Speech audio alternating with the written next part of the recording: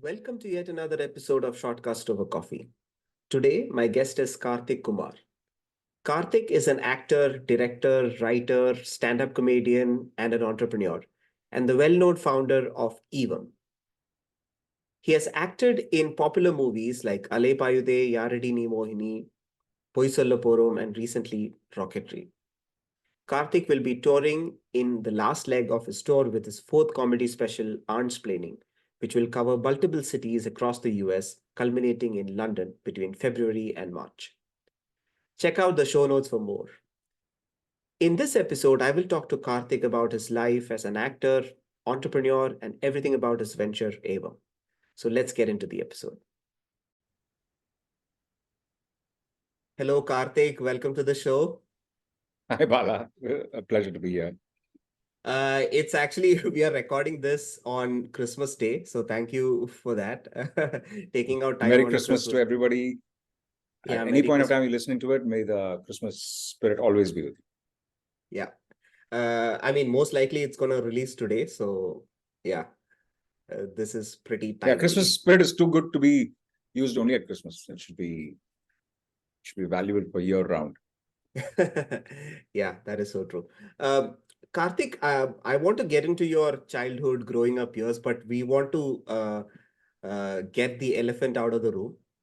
I read that you were auditioned for Madhavan's role in Alaipayuthe, and Mhm. and it quite did not work out because they said that you were too young, you did not have any background in acting, etc. So tell me more about that. How did that happen? I was too young was the answer for it. Background in acting is the reason I got into that audition in the first place, because at that point of time, I had completed about 4 years of amateur theatre. So I was doing the rounds of doing amateur theatre in Chennai.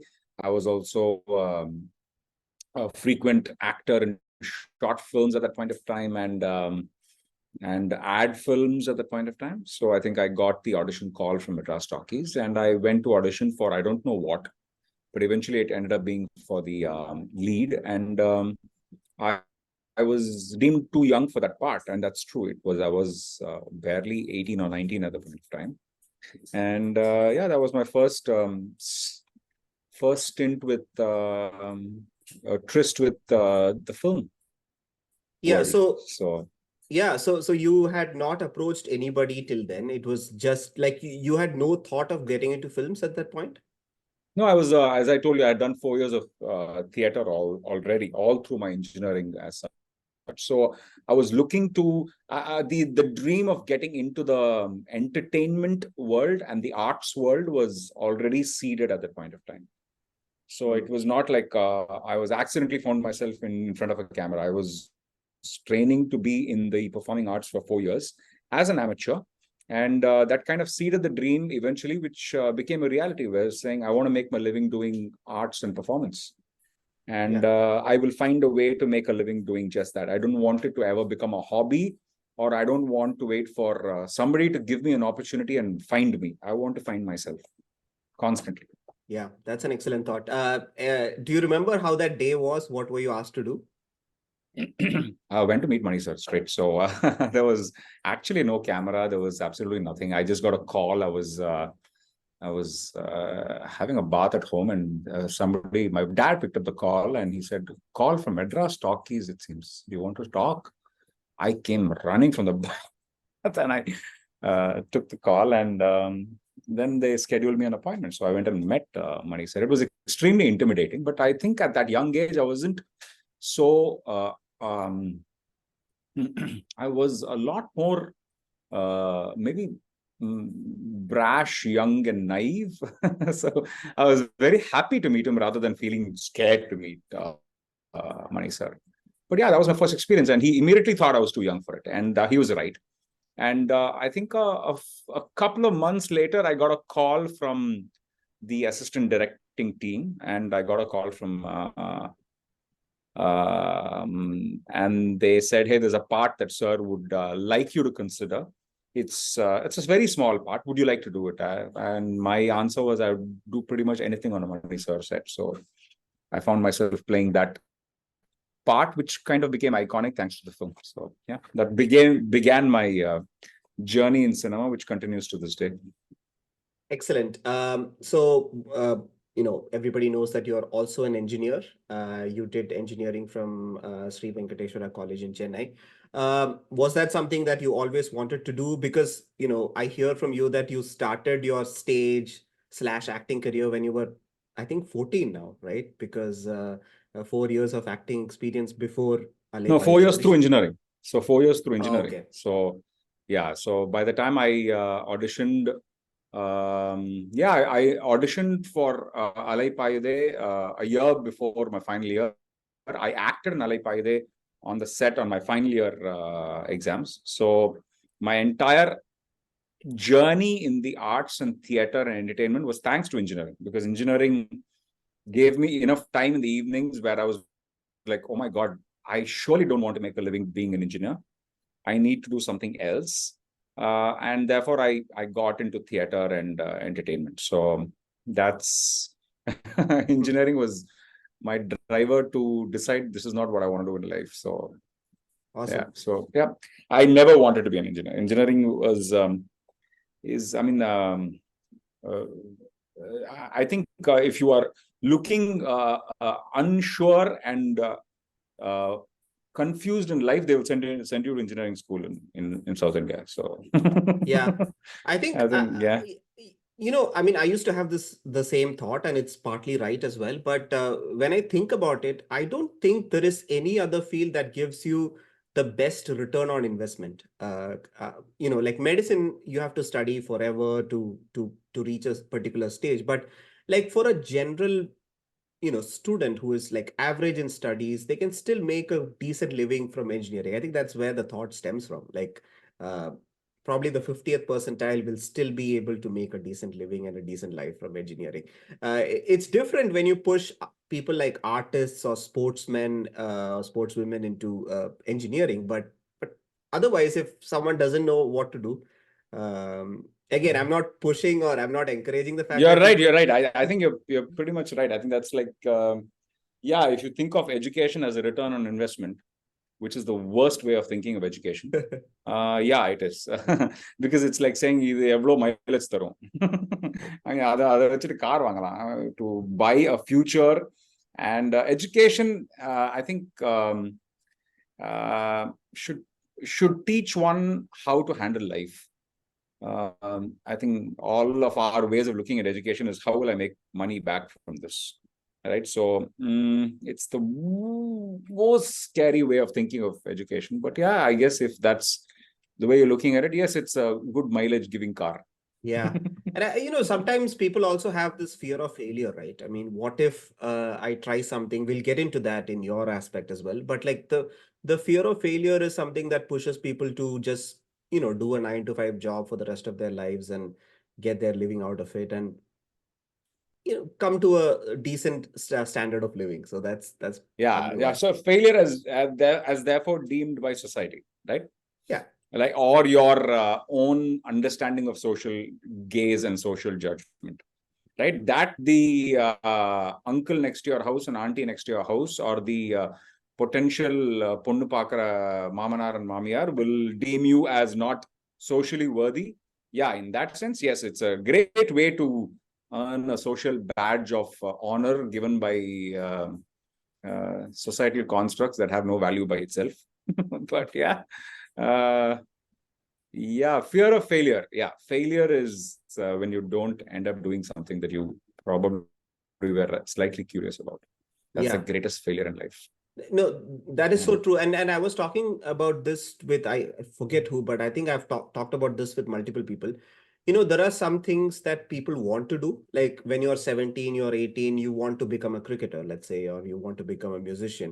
Uh, you may love the end goal of being a musician and everything that comes with it, but are you okay going through the process? The process might not be as entertaining or as lovely as the end result. So there are a lot of people who aspire to be something and they quite don't like the process and they are not willing to dog it out and they quit. So that also happens. Like for Yeah, yeah. instance, I mean, as a comedian, you may like you may love the presence of being on a stage, you may love the standing ovations at the end of it, but are you willing to spend time on scripts? That's where I was getting into. Yeah, yeah, yeah, yeah. I think, yeah, I mean, when you are excited by the rewards of it, or the perceived rewards of it, or the rewards as they appear to be, right? There are very few coveted positions in society.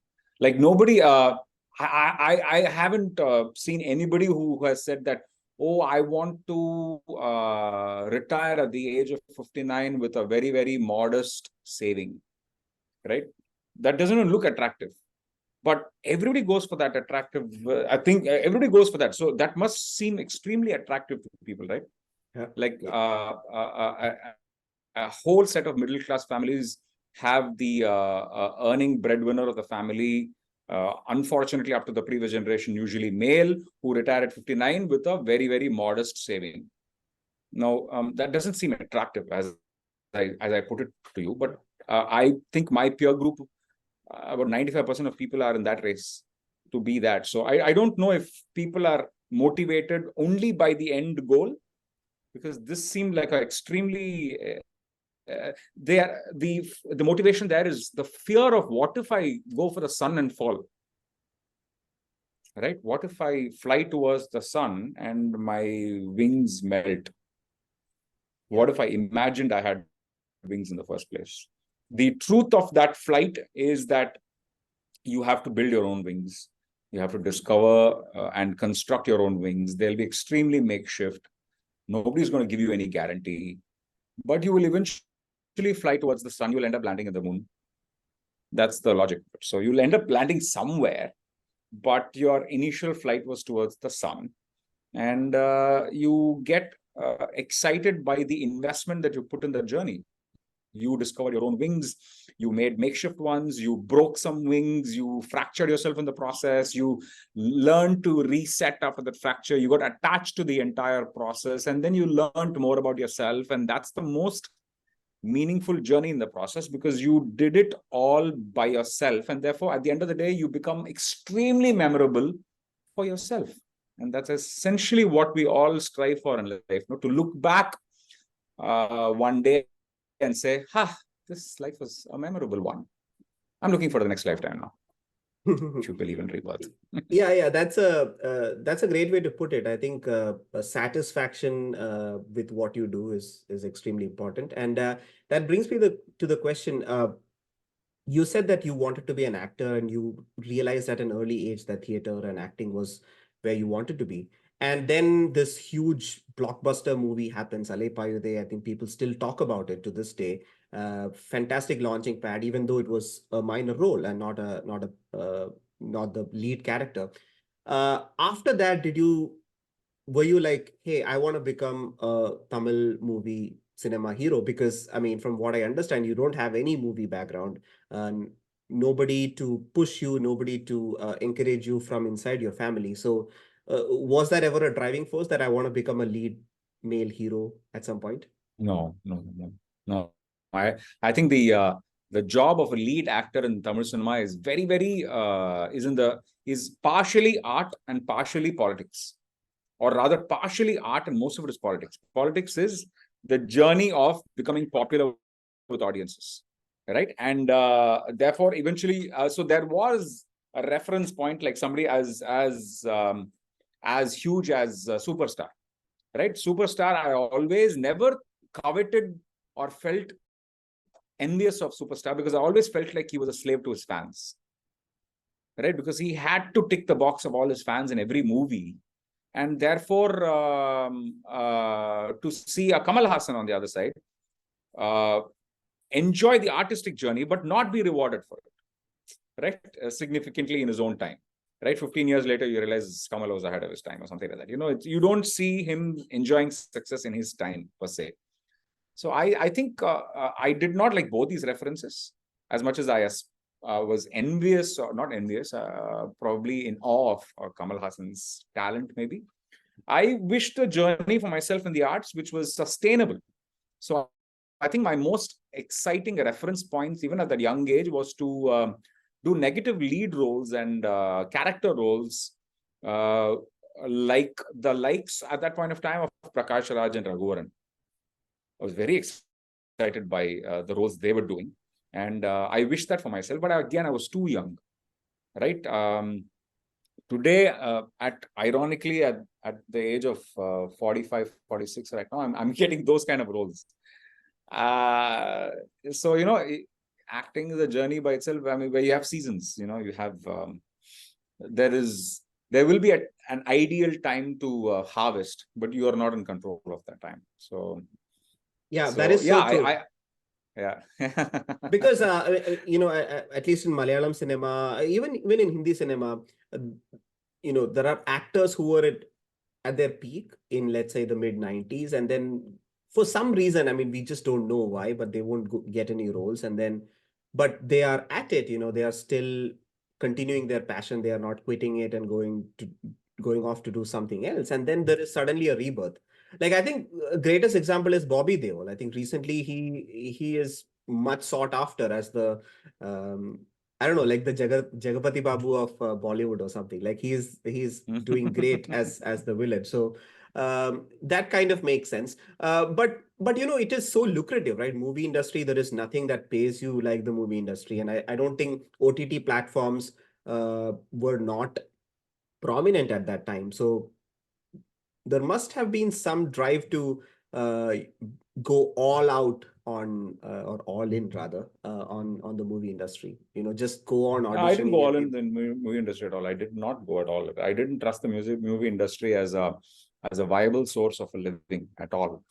Because I don't think the way you describe the film industry is the truth of it. There are 95, 90 out of 100 actors out there, 97% of actors do not draw salary at all.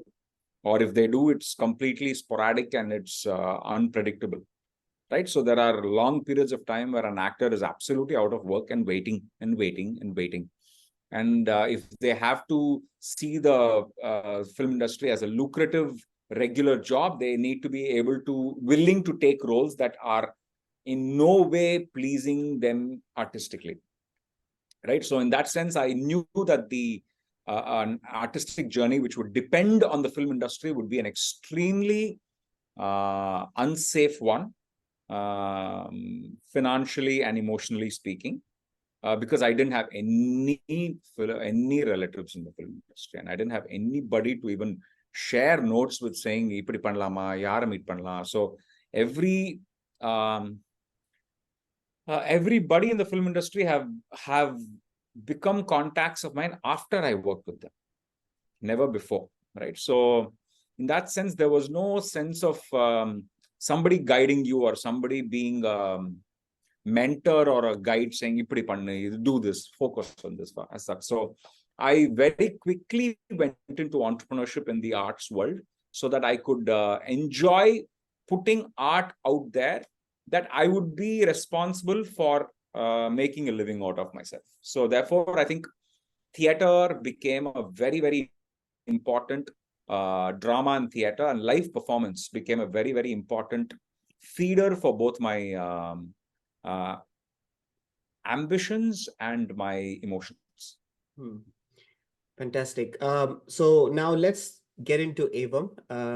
What does Evam mean? I think it's a Sanskrit meaning from what I can think of. But walk me through the process. What made you start Evam in the first place, and what does it do? Evam, I think, was a very young, ambitious mode to gain some control over your own artistic journey. You knew that you were about to embark on an artistic journey, but the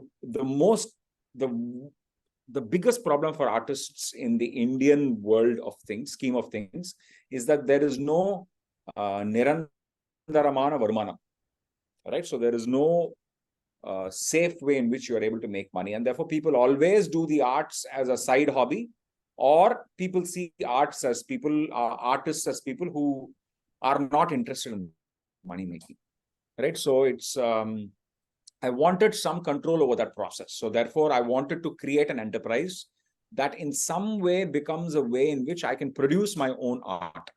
I can create, and therefore there will be a producer for my own art, and therefore I can put it out there. And that's one of the reasons why I always held Madras Talkies as a very, very important example for myself in my life, because up to 1999, if you realize, until I think Mani sir started India Talkies with Shekhar Kapoor and Ram Gopal Verma, right? Dil Se was probably the first film that they produced under their own umbrella. So they owned the IP of Dil Se, right? Uyire in Tamil. So by the time they came to Alaipayuthe, Madras Talkies owned the IP of every Mani sir film. Today, when you create a film even as big as Ponniyin Selvan, Laika may produce it, as in they finance it, but the actual creative production and the entire thing is done by Madras Talkies. And therefore, Mani sir has the creative and the artistic control over a certain project up to a certain financial degree, right? And therefore, that's an important space that an artist needs to create for oneself to be able to, it's at some level, financially also have some control over your artistic product out there. Right? Otherwise, you will end up having external people coming and dictating what your art should be and how it should be and who it should pander to. I think you should be able to control even who gets a say and who doesn't get a say. Right? So therefore, as much as I'm talking about Madras Talkies, which is a point of reference, we were doing the same thing in the world of theatre and drama. Right? So eventually, when we became producers, even in stand-up comedy, we were able to put artistic output out there that we could create, produce, and deliver to the market. So Evam was essentially a vehicle of entrepreneurship for our own artistic output. In my case, Sunil and Karthik. Sunil is my co-director at Evam. So both of our artistic output, Evam was the vehicle of entrepreneurship to carry those artistic outputs forward. And Evam is that Sanskrit meaning, like and? Evam is, yeah, I mean, it is a Sanskrit word, apparently. But for us, our first experience of that word was this Bengali play called Evam Indrajit. Evam Indrajit. All right. It's a Bengali play written by a very, very prominent Bengali playwright called Badal Sarkar. And the play was translated in English by Girish Karnad, and that's the first play we ever did as students in postgraduate institute together. So Sunil and I directed a play called Evam Indrajit, and the play was largely about what do you young people in India want to make of yourself? Do you want to become Amal, Vimal, Kamal, Nirmal, or do you want to be Indrajit? Do you want to be one of many people running the same race, or do you want to stand apart and be a bolt of lightning in the sky that everybody will witness and say, oh, wow, right? So Indrajit was who Amal, Vimal, Kamal, and Nirmal are not. Indrajit is that other person, probably walking the path that not many people have walked, right? So that kind of was our wake-up call to say, hey, I think we should not be running the rat race like everybody else. Just because I did my engineering and my marketing post-graduation, I should not become an engineer or a marketer if that's not my calling inside for myself, right? So I think we got into the artistic journey 2 years after we post-graduated, just because this wake-up call inside us was on. And we believe that play that we did set that fire inside us, and that fire kept us burning for the last 20 years. So yeah, we credit it to that play, and therefore we drew our name from that play. We took one part of that name and we called ourselves Evam. So, I was thinking how this name came about, and I was thinking in my head, all the possibilities, and I would have never imagined that this is this is how the name came. Wow, Evam Indrajit. Okay, I have to look it was that extremely personal to us. So we knew that nobody knew that word. They were like, "What is Evam? What is Evam?" Because we started the company in Chennai, and Evam is not a word that people were. So it became a new word for them. But we knew that it had extremely important personal meaning for us. Because whenever somebody says that word, we know the meaning behind it. We know that we should never, ever run a race that everybody is running. We should run something different. We should do something that we feel attracted towards, even though seems to be no viability to it. Viability is something that the market will decide over time. You don't be a slave to the viability journey. Every journey can be made viable. It just requires a little bit of patience, persistence, and I think intelligence. Intelligence, or intelligence. You should be able to smartly figure a way out. Anything you do, you can make a living out of. You just have to figure a way to do it. Hustle. Fantastic thought. And it reminds me of VVS Lakshman. So someone asked him, you are not a superstar like Sachin Tendulkar or Rahul Dravid or even Saurav Ganguly at that point. And Lakshman said that, I may not be a superstar, but when I get into the dressing room, people like Sachin, Dravid, Ganguly respect me. And that is more important to me than what my public persona is, or how I am seen in the audience or fans. Not equating you to VVS Lakshman, but where I'm getting at is that I spoke to a few other Tamil stand-up comedians. One of them, Jagan Krishnan. There is GK, who is based out of the Bay Area. And they all spoke about you with such high regard. And that's where the analogy I'm bringing about. And they were like, Evam was my platform. Evam is where I started. They gave me an opportunity to do a stand-up, open mic. Jagan said the same thing. So, I'm sure you know this already, but like so many comedians have come out of Evam and they still think about you. They still think about how Evam gave them a platform. So congrats on that. I think it's a big achievement because, doing stand-up comedy is one, and grooming stand-up comedians and helping them come out and realize their full potential is, I think, something amazing. I think they all, I'm not being modest here, but I understand the value of the opportunity they gave us to give them an opportunity. That's very, very critical.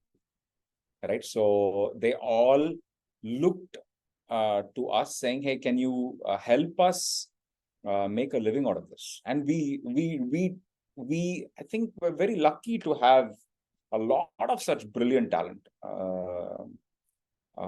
come through us, right? Not because of us, come through us. All right. So we were probably the coaching academy that they chose. So we're lucky to have been chosen. And I think that's essentially to go back to the VVS Lakshman analogy. I'll give you an interesting fact. Like even today, the film industry people I interact with, right, are greatly respectful of the fact that I have another identity. I have another arts identity that's not film driven.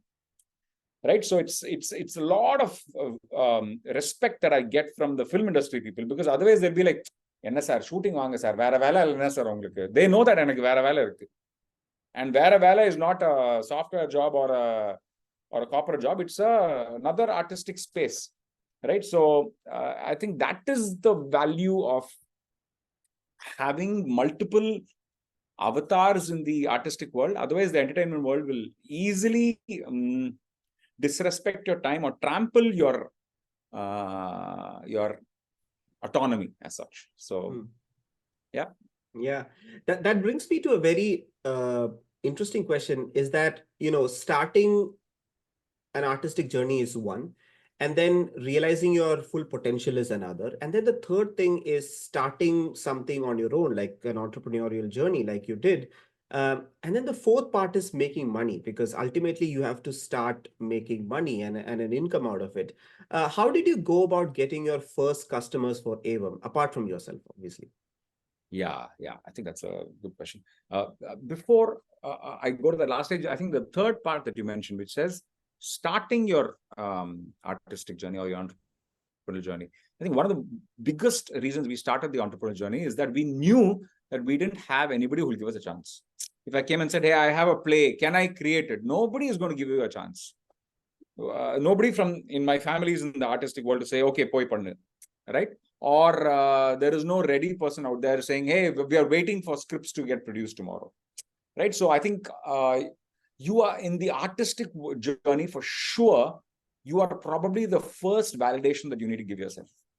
You need to validate yourself constantly, and that's a very, very difficult journey of courage and loneliness, right? Because at some level you start realizing, saying, shit, am I the only one who's clapping for the script I wrote? Right? Yes, you will be the only one clapping for a very long time until you eventually hear other people starting forming an applause, and eventually people will be like, oh, that was a standing ovation. You'll be like, no, a standing ovation is many hours of clapping for myself first, right? So on that front, I think that journey is extremely important, and that's an important point for every artist and every creator out there, that you need to absolutely be your own nurturing space first and foremost. All right, so that's one reason why entrepreneurship becomes an extremely vital weapon, to be able to give yourself an opportunity. Who else will give you an opportunity? You will give yourself an opportunity first. And if you yourself don't give yourself an opportunity, why should somebody else? Right? So that's the first question. Second is to make a living out of it, or to convince people to buy it or invest in it or be a part of it or partner with it. Yeah, you have to hustle it out there, man. I don't think any of our first pieces of art or the first projects we worked on are extremely great projects. All of them are, they are just prototypes of a future perfectness, right? And when you get somebody to invest in your prototype, you have to sell them the vision that it's phenomenal, it's fantastic. So you need to hype yourself up to a certain degree where you hope that they see the vision, right? And even if they don't see the vision, they should at least pay for today's version of the vision, right? So I think our first sponsors who came and used Evam as an advertising platform, or audiences who bought our first tickets, our first 10 years of audiences in the theater and the stand-up world were all people who were just trying something, saying, hey, these youngsters are doing something damn cool in our city, man. Let's go try this, right? So all those people, we never took their money for granted. We were extremely grateful for the 299 and 149 and 349 rupees they used to invest in us. And I think just that doing justice to that investment that they made kept us going. And therefore, we constantly saw ourselves as entertaining them.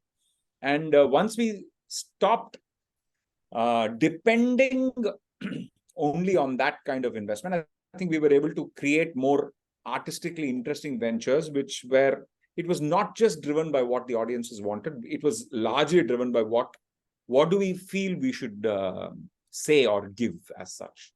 So yeah, I think you have to hustle your way to get that first 1,000 people who will put money and say, I want to watch your art. Right? It is you have to be immodest. You have to be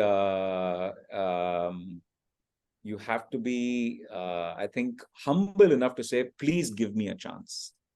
You can't just stand and say, no, I'll wait. Whoever comes in, I will give them a great time. No, you can't stand on a high horse. You have to be walking on that road and giving a pamphlet saying, Vandu parangle, please Vandu parangle, Edo pannirkom.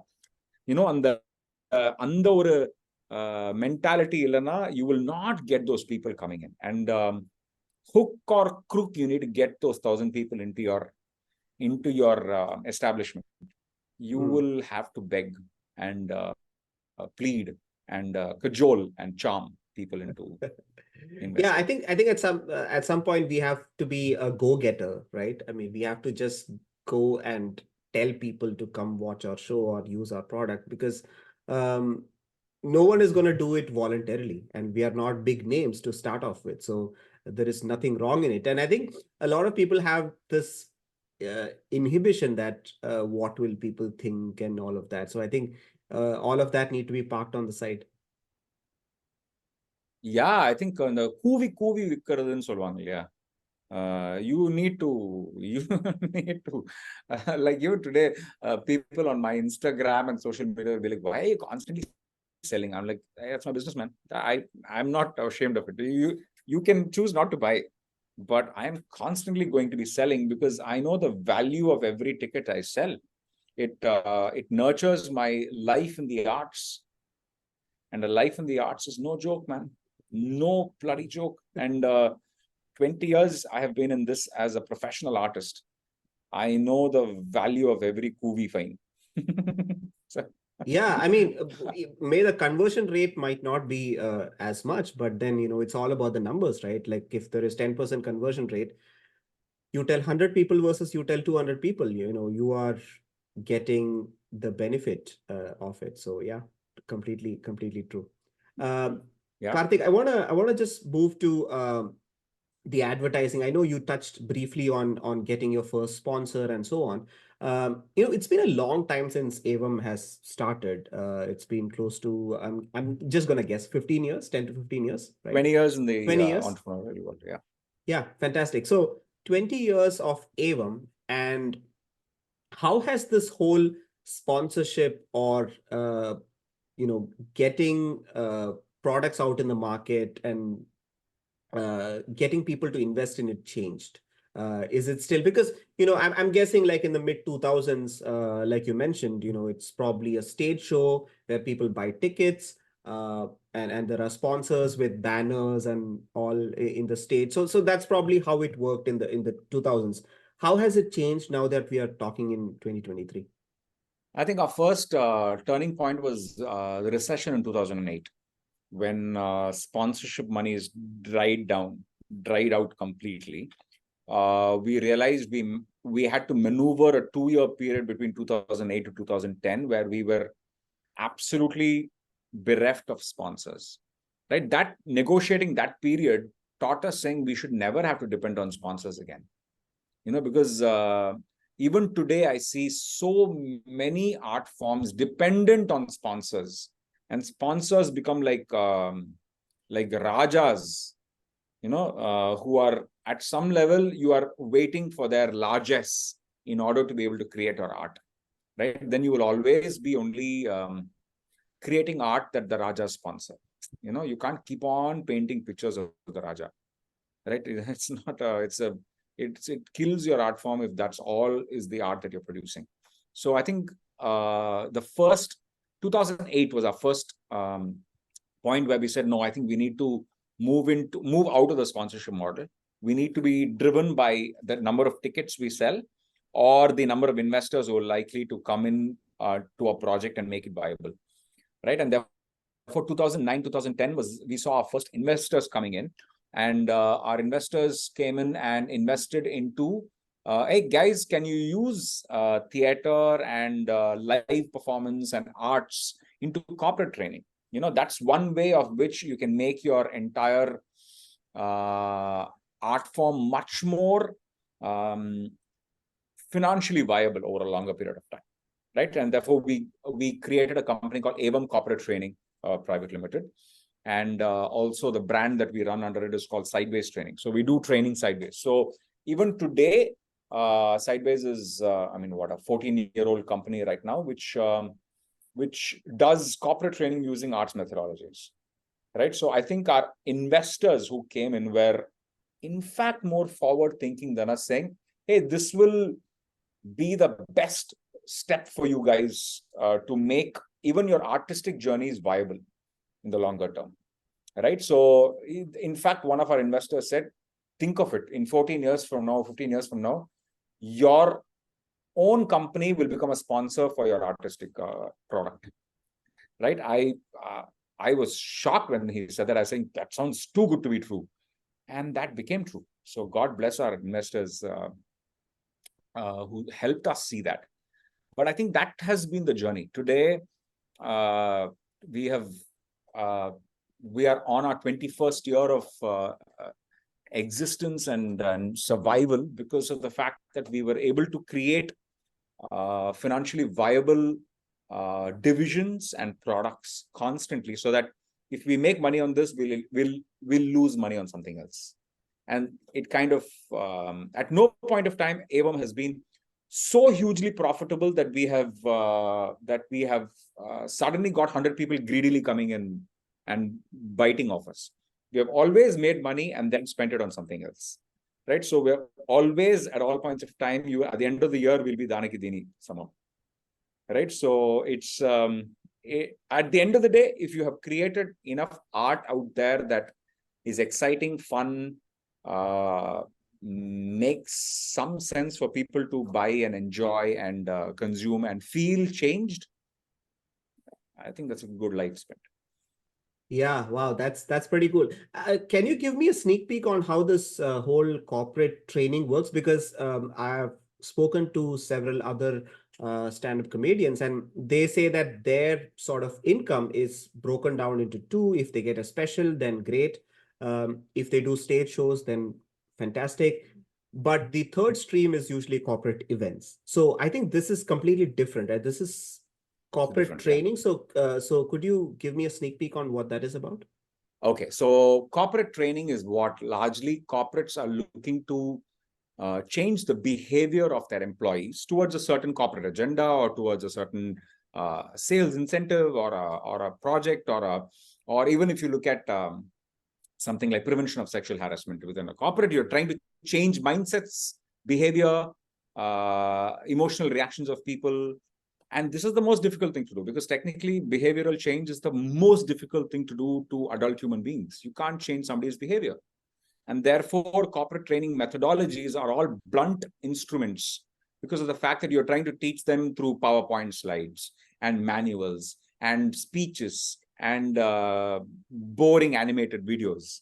These are all extremely boring ways in which your mind is not even excited enough to go through the training programs. So many HR programs within corporates are where adults put attendance and then disappear. They're never mentally, emotionally present in any of those training programs. But what if those boring training programs could become less boring, could become entertaining, could become engaging?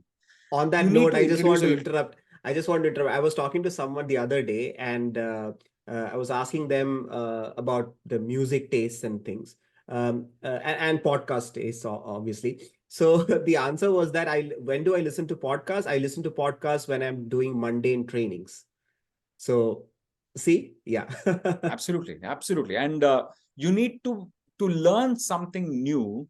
You need to be engaged with that learning process, right? And therefore, corporates are always trying to teach something to employees that employees don't want to learn, right? So therefore, you need to do it in a fun manner. So it's not very different from the way parents make learning fun for their children, or hope that they're making learning fun for their children. So we introduce a lot of arts-based methodologies that has combination of dance and theater and role play and filmmaking and stand-up comedy. And like, for instance, I'll give you a simple example. Last month, there was this company which came to us and said, hey, we have two sales teams that are so excited by Money Heist as a program. We created an entire treasure hunt based on Money Heist. So they all came and saying, hey, apparently there's a training program based on Money Heist, the program on Netflix. And we designed an entire sales program, which was like a treasure hunt of sorts, so that you will, at the end of that, when you solve the Money Heist puzzle, you'll realize that, oh my God, this is what the sales training is telling us, right? So therefore, we provide corporate training in a way that people will enjoy coming for the program, attending the program, loving the program. And if they are able to stay engaged through the program, the fact that they will take back a message from the program or a learning is greatly high. Whether they will deploy it in their lives and their behavior will change, that's up to them. But for that, you have to create something sticky in their minds, right? So I think we are very well known for creating very, very engaging, entertaining pedagogies that corporate professionals enjoy attending. So I think we kind of differentiated ourselves in a world where the current offerings were rather not kinetic and very, very static and boring. And I think that's kind of been our sweet spot in the corporate training space. This is very different from corporate shows that a stand-up comedian will be talking to you about. Corporate shows is just yeah, it's just just purely it's, entertainment. You're not going to get anything out of it, right? I mean, it's very tough entertainment. Team building. Yeah. This is actually fantastic. I mean, the thing that you spoke about, making learning interesting in the corporate. I don't think, like, I've been in the corporate world for close to 7, 8 years now, and I don't think I have been a part of anything like this. And I don't know if anyone in the US is trying this out. So kudos to you. I mean, that's such a novel way of teaching things, especially the most boring and mundane things. Yeah. Awesome. Karthik, now I want to move into specials that you have been doing. And it is so difficult to own a very popular brand, which is Evam, and still continue to do the writing and still continue to do the stage shows. How are you keeping yourself motivated to still be rooted to what your passion was as an 18-year-old? I think Evam has been extremely instrumental in carving out an artistic space for the individual that is Karthik Kumar. Right today, as an individual, right now, I'm able to create a stand-up comedy special, and hustle it and tour with it for 2 years until I eventually digitally release it as such. Evam has given me that safe space where I don't have to. After 20 years today, I'm no longer the primary mover at Evam. Evam is a bunch of people who run their organization. I benefit from that organization. I also participate in the organization. As an artist, it's provided me a very, very important cover to be able to go forth and create. Right. So therefore, today my shows are produced by Evam. I'm very proud to say that, hey, my own company today treats me like an artist and produces my show. Right. So that's been a beautiful journey. And my venture into film direction, I directed a film. I'm on to my second directorial venture right now. I'm hoping that in the future, Evam is involved in the pre-production of all my creative outputs out there as well, and hoping to take Evam in that digital direction as well. So I think today, as an artist, I get a lot of support from the entrepreneurial vehicle that Evam is today, 20 years hence. So fantastic. Yeah, I'm able to not worry about the mechanics of how do I release this, how will I tour this, how will I sell tickets, who will manage my shows, who will tomorrow help me produce my film. So I think Evam is a vehicle that will help create that muscle that I don't need to flex myself. Yeah, so sounds like, whatever you built over the last 20 years is running like such a good, well-oiled machine that you are able to do whatever you feel like, you are owning your time, you are doing whatever creative you want to do. That is fantastic. Walk me through the journey of how you got your first special and what are you working on currently? So I'm at the fag end of my current show called Aansplaining. It's my fourth stand-up comedy special. The first being #PokeMe. My second was Second Decoction in 2016, 2017. My third was Blood Chutney that went on Amazon Prime Video in 2018. And Aansplaining is my fourth comedy special. It will see a digital release in 2024. It will see a US tour in Feb, which will be the last leg of live touring. I've been doing live touring with the show for the last 20 months. So it's been extremely grueling period of travel and hustle. I know we have been coordinating about this episode for I don't know how long, right? I'm so sorry about that.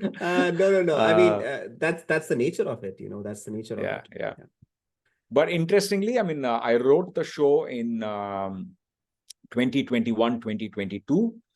And therefore, 2023, I was able to tour with it. And while touring with it, I wrote my next film script.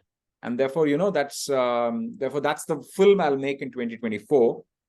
And while I'm making that film, I will write my next comedy special, which will release in 2025. So it's at all points of time, I am part performer, I'm part writer, I'm part producer, because I'm trying to get it produced and create. So it's a very engaging, involving journey. It's emotionally extremely tiring, but at the end of the day, extremely rewarding, because you see all of your creations come out and become something. Whether they're criticized or celebrated, they are out there. They are fully formed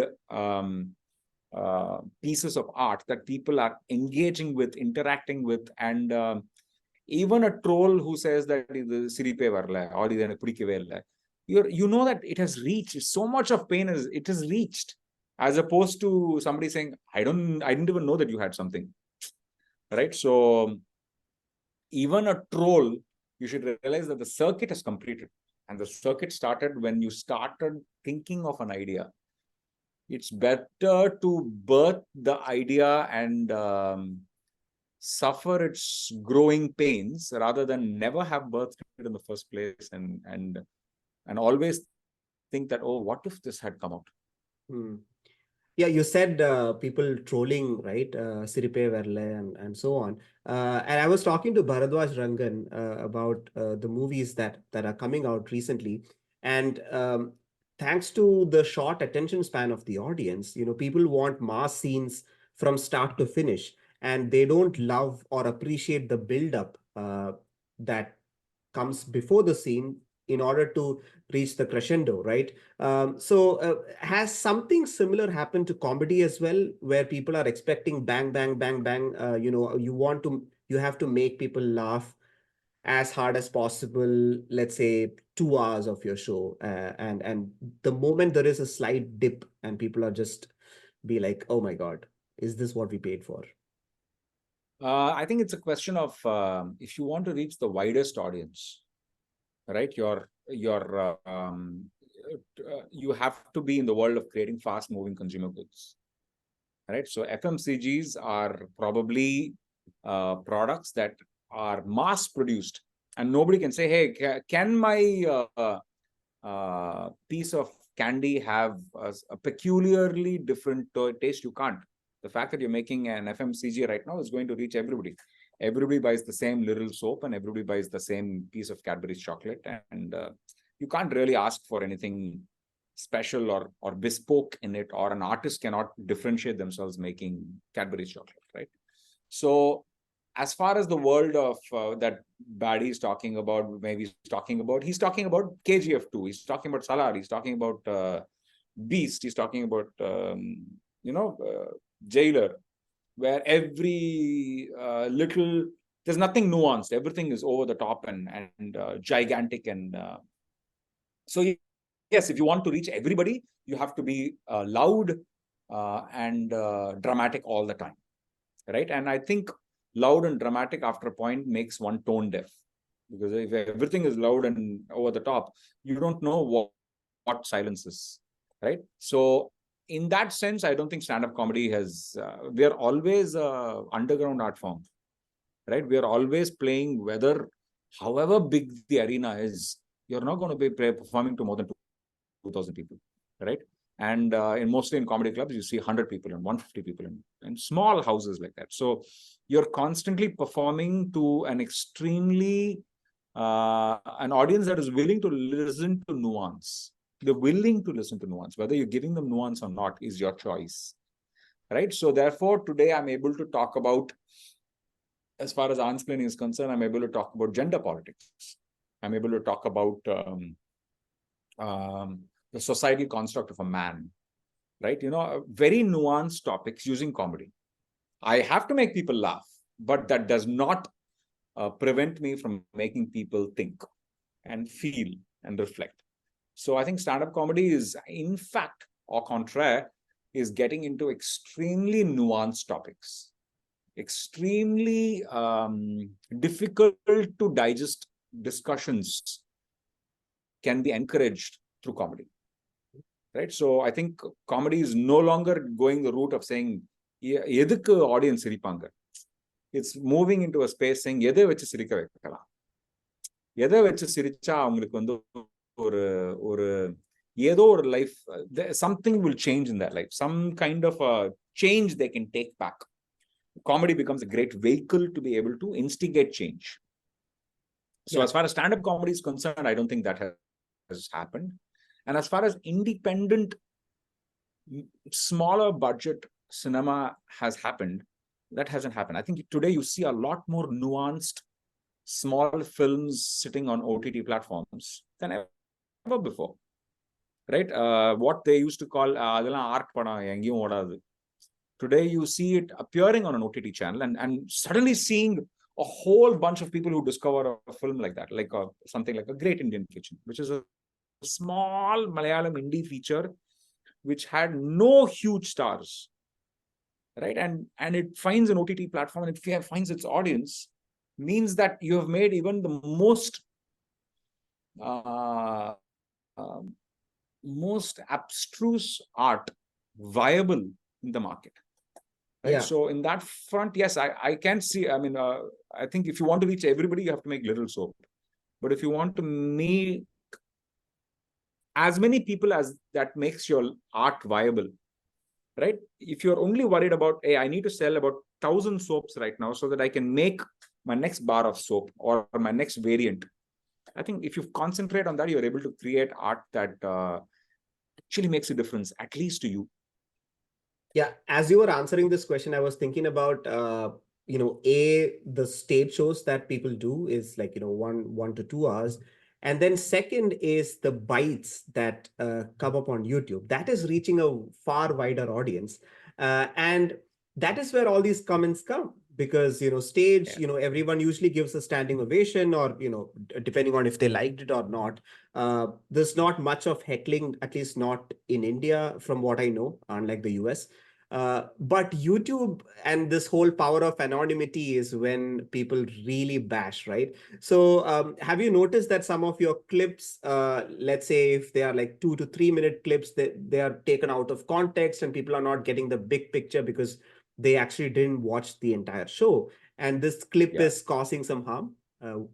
Yeah, I mean, I think, you also have to constantly remind yourself as an artist that, hey, the person who watched it only watched it for 2 minutes, paid absolutely nothing, and is potentially not even interested in you beyond the 2-3 minutes. So the person who's taking and they're anonymous, right? So they're not even making themselves known per se. It's not like they're somebody known or well known, putting their personality behind their opinion, right? So on that front, right now, when you look at that in context, you know that at the end of the day, you are just a YouTube clip is just a hoarding on a busy street. That's all it is. Somebody's going to look past the hoarding and say, what is that ugly hoarding there, right? Why is it on my street, right? Without realizing that you only went on that street. The street already existed. It's not your street. You happen to go on that street, right? So it's just a hoarding. It's we really can't say that the YouTube clips is our art. No, it's not. It's a hoarding for our art. Our art is 2 hours long and happens in a live stage. That's just the hoarding. So you don't like the hoarding, it's fine. You like the hoarding. A lot of people will come and saying, I like that hoarding, I'm going to come and see the tour.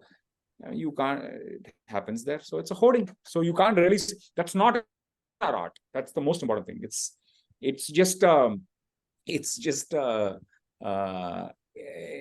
not the entire jeans. It's just a fabric shade card.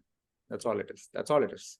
Yeah. Right. So you can't take that. You even the artist cannot take it seriously. Saying, I put a clip out for 2 minutes and they hated it. For 2 minutes is not your art form. It's just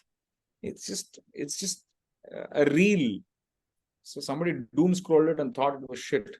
Does not mean that your art is bad. It just means that your hoarding was put on a road that was not a road that people wanted to see their hoarding in. That's all. Yeah, I love the choice of words. You said hoarding. I thought you would say trailer, but it completely makes sense, because trailer is something that is released and that is cut in a form so that it's Yeah. entertaining. But this is Yeah. literally the clips of your live show, which Yeah. may not be entertaining. So it is completely a hoarding and not a trailer. Yeah. Yeah. Yeah. Yeah. Karthik, now let's conclude the podcast with a little more about Aansplaining. How many cities are you touring? When are you starting? And I know it's culminating in London. So tell me more about that. I think when I started the show, I knew that this was an extremely nuanced subject of gender politics and gender privilege, and I'm talking about the concept of a man. Like how have we men defined ourselves in a way that we give ourselves no space to be able to reflect or cry or show ourselves as being vulnerable, right? We have drawn a picture of ourselves which is extremely macho and strong, while in fact the reality we know is quite contrary to that, right? So it's a it's a it's an entire show on a very nuanced topic, and therefore I knew that I will therefore have to perform not in huge auditoriums. I need to perform in comedy clubs as much as possible, and I have to do about 100 to 300 people at a time. That's that's the intended ideal size of the audience as such. So in that front, I said, okay, therefore I can't do 30, 40 shows. I need to do 100 shows. And that was just one. Out of the hat, I pulled out a number saying 100, right? And today, I'm at 87 shows complete of this tour, and I have another 16 shows left that will culminate in London on March 9th. And I would have hit 103 to 105 shows. And that's all I can do physically, endurance-wise, as a stand-up comic. But just the notion that, hey, it's going to be intimate audiences, and I'm going to sell 100 shows. And therefore, at the end of 100 shows, I would have ended up selling about probably 25,000 tickets, right? And that's about it. But 25,000 tickets is, if I have to sell it in gigantic auditoriums, I would have finished in 25 shows, right? But I know that the topic is one of, it's a jazz concert. It's not a pop concert. So, I need to create an ambiance that is a lot more reflective and sensitive, and the atmosphere of the show has to match the nuance that the show has.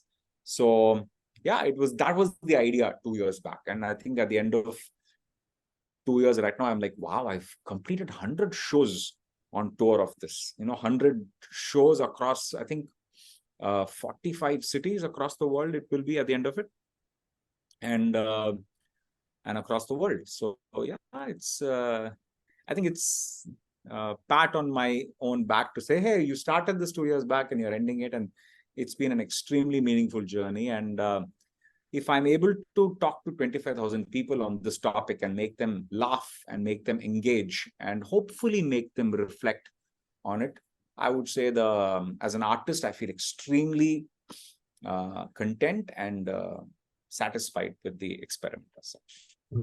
Awesome. So I'll link the tour on the show notes of this podcast, and people can check it out and catch up with you during your tour here in the US. Yes, absolutely. Looking forward to meeting you on tour in the US. Yeah, awesome.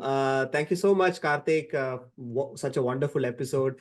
I think I got to know, I think people will also get to know the other side of you, which is, how was Evam formed? I don't think you have said this anywhere, have you? How the name came about. So yeah, hopefully people can get some inspiration out of it and focus on what they actually love. So thank you so much.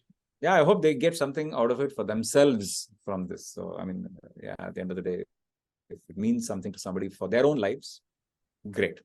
Yeah, awesome. Thank you. Thanks. Thank you so much, brother. Thank you so much, brother. Bye.